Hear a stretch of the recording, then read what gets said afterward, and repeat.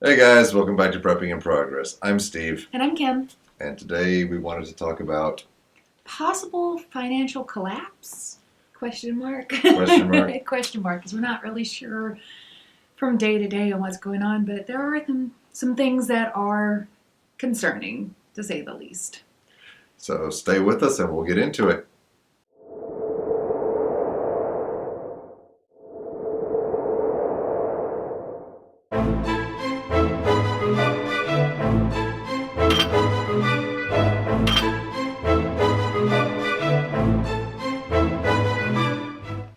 All right, guys, I know everybody's been super focused on current events right now, and it can really lead us to a point of hyper focusing on one aspect of the current SHTF situation.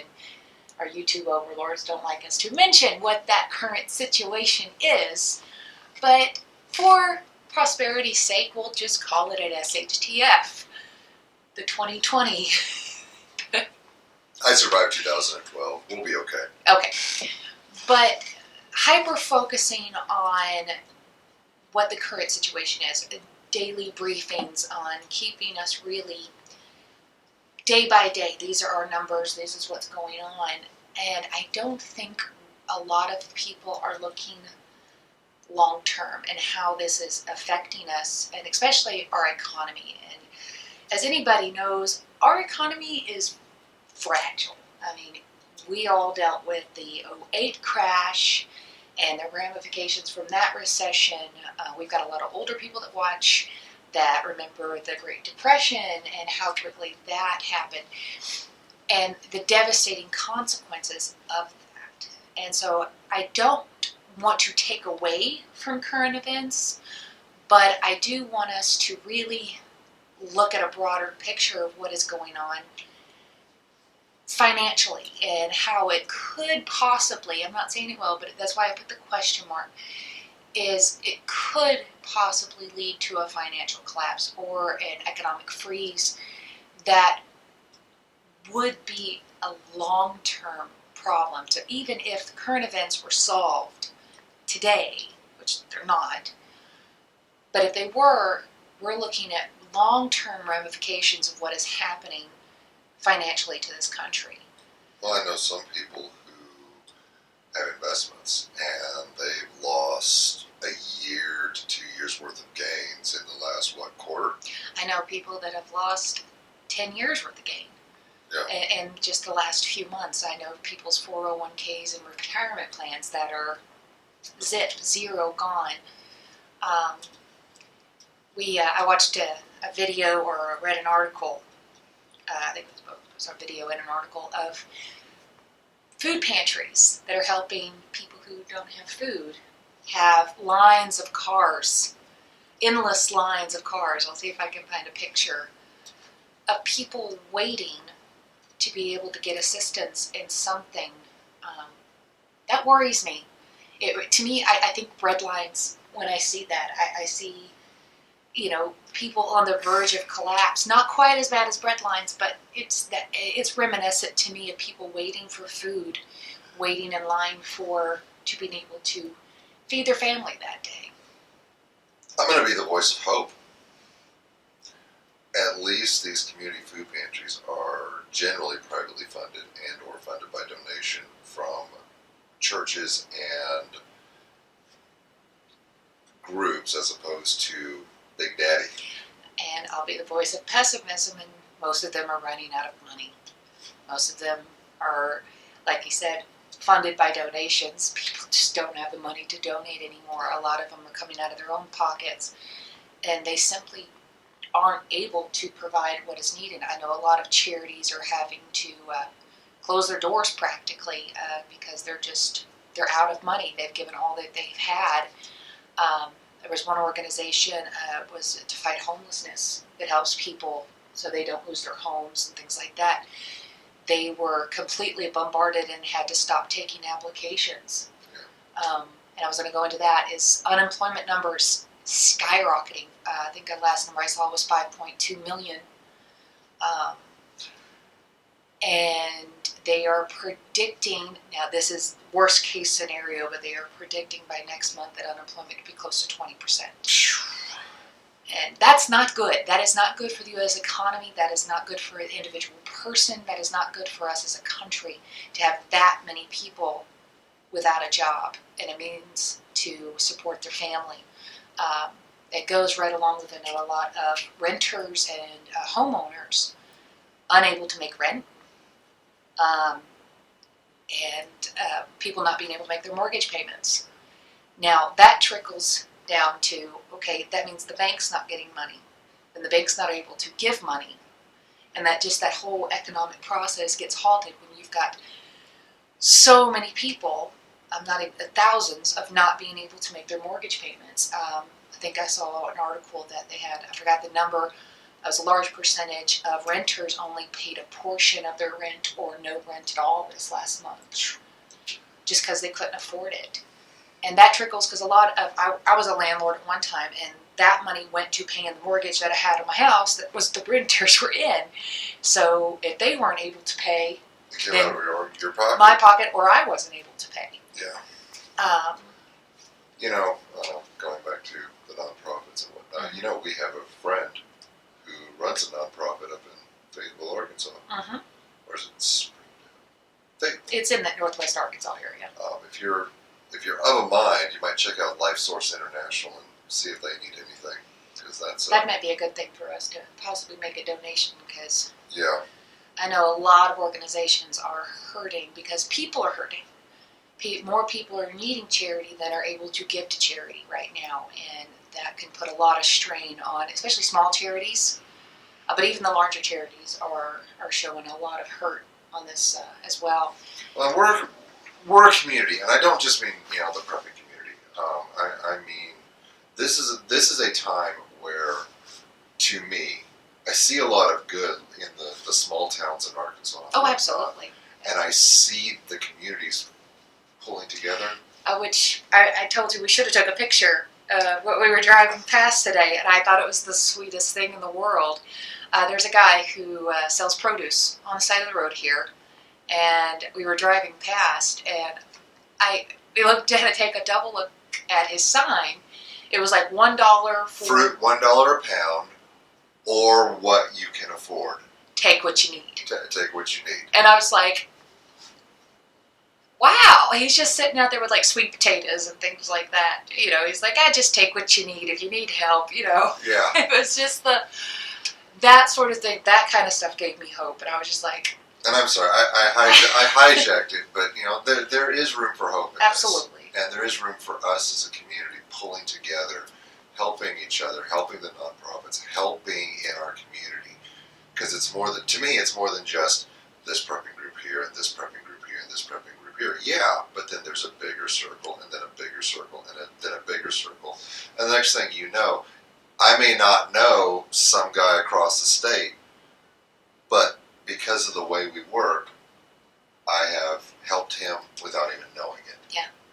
And not only that, but we as preppers, yes, we do hope for the best, but I want y'all guys to be prepping for the worst. Absolutely. Currently I still have a job, and I'm happy that I still have a job where I'm working 40 hours a week, sometimes plus, depends, but I've noticed a significant slowdown in that as well. And it's worrisome to think, because I've seen other reports saying, yes, manufacturing has slowed down. 6%? Yeah, and that worries me because that's my business. That's the one I'm in. And so we have started prepping and preparing for what if Kim loses her job, where will we be out then? Because mine's the primary breadwinner in this house, and so it would really put a monkey wrench into things quite quickly if I was to lose my steady job. Not terrible, but it would be a big hit to the family. So we've started prepping for that. We've started preparing for that, hoping that doesn't happen. I did not get caught up in the last layoff that we had, which was long before current events. And I hope that continues to be the case. Love you, boss. Yeah, she's sorry about what happened Thursday. Shush. We're not going to speak of that atrocity. But as preppers, like I said, we do hope for the best, prep for the worst. Plan for the worst, absolutely. And that means a lot of things when it comes to a financial collapse. Now, this one we've talked about. We've discussed financial collapse before. We never expected stuff on this scale, but I'm like, this one we know. This one we know. Maybe not perfectly, but we have made plans with this. We have made discussions with financial collapse and possible recession, depressions, and things like that of not being able to have our economics be what we're used to. One of the biggest things, and that's why I want to give you some hope and how to protect yourself in these kind of scenarios and give you some hope towards the end. My number one advice, get out of debt. It's hard right now, and it may not be feasible in anybody's current circumstances, but if you did get a nice little check, pay down a credit card, get out of debt. I'll leave a link up above for My financial video. your financial prepping video. Absolutely. Yeah, there's a reason why I've been preaching that for years. And if you did take the check, Don't. Donald J. Trump is your sugar daddy. And your president. But guys, I know that's maybe not feasible for everybody in the next few months for that to happen, but if we do come out of this, we do start recovering from our current situation, make it a priority, especially those out there who are right now struggling for those mortgage payments. I'll tell you right now, it is way less of a burden on our hearts knowing that we don't have to make a mortgage payment. Yeah. That's not everybody's current situation, but I tell you, if all else fails, I've got my house. Yeah. Nobody's going to come taking that from me. I don't have to pay anybody for it every month. It's mine. I own it outright.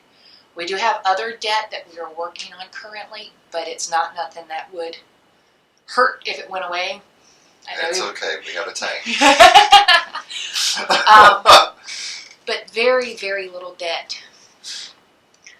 If not zero, that's the goal, and we're working on a few things right now that we're getting it down to zero as quick as possible.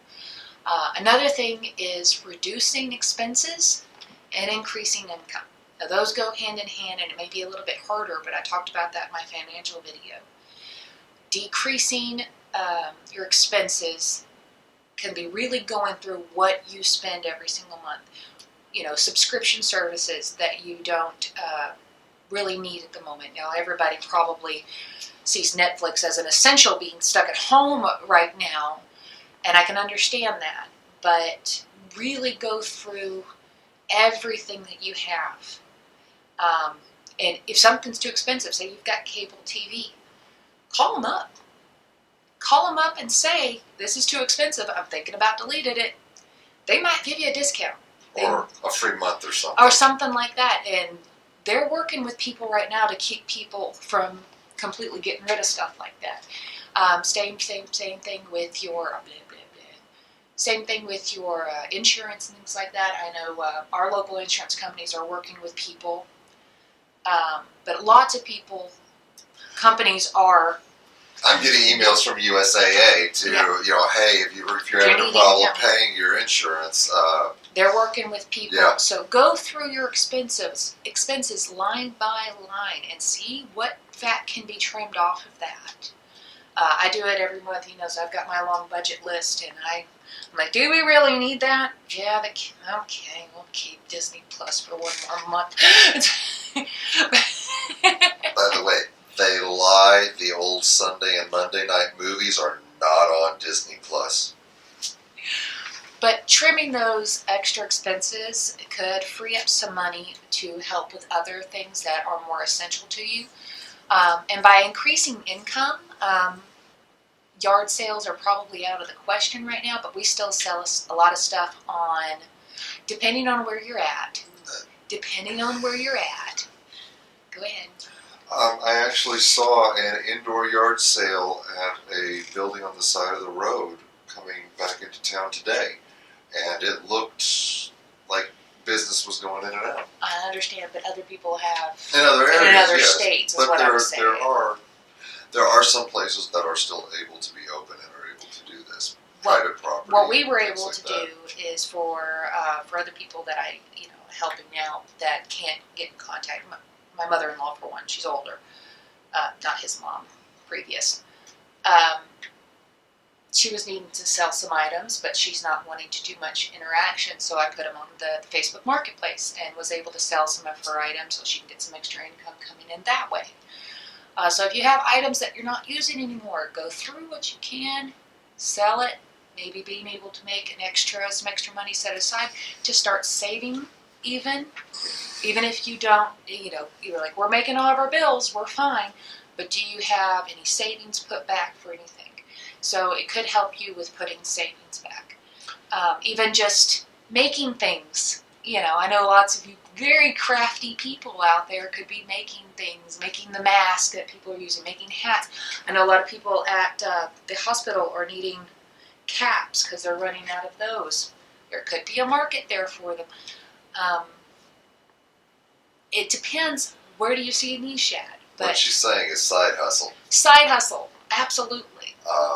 Try to come up with something that you have a particular skill set for and you can do. But I market.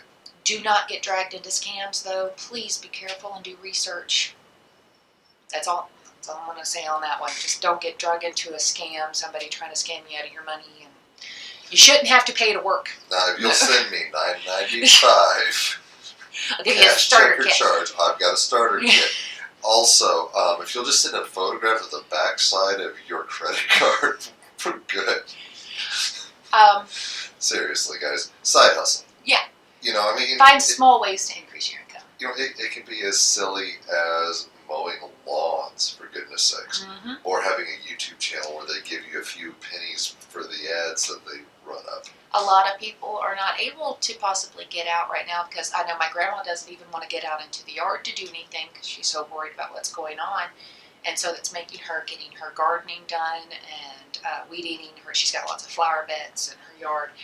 And so having somebody that would maybe through a screen door have interactions and don't have to worry about getting contaminated in any way. So there's ways to make extra money, even if it's just a little bit, to start putting a nice little nest egg of savings back. And some places are the grocery stores are doing deliveries now. Guys, you got Facebook. Those of you who are closer in town, I will do this for you. I'll do your grocery shopping. I'll do your grocery shopping, or have them order it and pick it up. Pay. They can pay over the phone for their groceries. If you don't have Uber Eats, You get cash for picking up their groceries. Charge $5 to go get someone's groceries. I'm sorry, with $5 being gas money again, you can actually make a profit that way. yeah, gas. But there are ways to do side hustles, and I'm just saying, decrease expenses, increase income. If you can get, if you're still working, if you can get overtime or anything like that to help increase your income. The last thing I wanted to bring up is something that Bear brings up a lot that I just love. It's become a producer, not just a consumer. And I love that attitude, and we're working on it currently. I know we got our Bear. Love you, Bear. Love you, brother. But yeah, Bear Independent. If you don't know, check him out. Most of you are probably from him. We even have people that are just stopping in. But becoming a producer, that means, starting your own, I don't know if you remember back in the 40s, during World War II, Liberty Gardens. Yeah, Liberty Gardens, absolutely. Buy chickens for Uncle Sam type thing. Uncle Sam wants you to raise chickens. Yeah, something like that. That was the poster. But Liberty Gardens, things for that, would help to alleviate the strain on the economy. People started producing their own food. Having backyard chickens, and we've done rabbits in the past. I mean, it's, it depends on who you are and what you can and can't eat. I understand. But start working on producing things for yourself, learning how to make things for yourself. and not just, I need something new and going out and buying it. If research to find a way to make it yourself. Like I was researching how to do my own cleaning products here in the house because there's none at the store anymore. But I've got some of the basic ingredients, and so I was going to start trying out making them my own self. And if I can buy just the bulk ingredients and keep them in the house, it may be a little bit cheaper in the long run. We'll see how it works out. Speaking of being a producer instead of a consumer, Mm-hmm. 2 of my tea roses have itty bitty buds on them. I didn't expect that till next year. My lavender's blooming, Nice. so I've got that going. But yeah, just like things like that. Being able to make things that you are going to use. I use a lot of herbs and make a lot of teas and things like that. So we wanted to start producing that at home. Working on the garden. If this rain would stop. We've got so many projects, and We're it's gonna like be able to till that ground up like nobody's business. yeah, it's with gonna the be nice. Wet, It's, soft ground. So we're investing in things like a tiller and things like that. That's going to help us become better at producing things. Possibly goats. I want goats. Well, I mean, I want the goats. neighbor down the road apparently has a donkey. I know. Go for it. Past a guy down the road at a donkey. He's literally got a donkey in his backyard. That wasn't there last week. But anyways, guys, that's just a few hints to keep you optimistic that there are things in your hands that you can be doing. As you can tell, we've thought about financial collapse way more than the current situation that we're dealing with.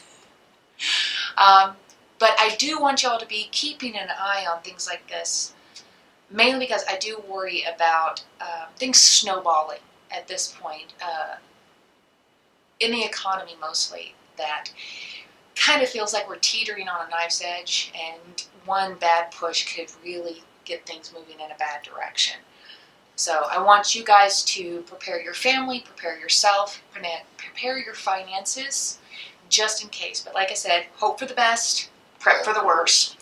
So, Thanks for watching, guys. Good to have you with us. all right, y'all have a great day.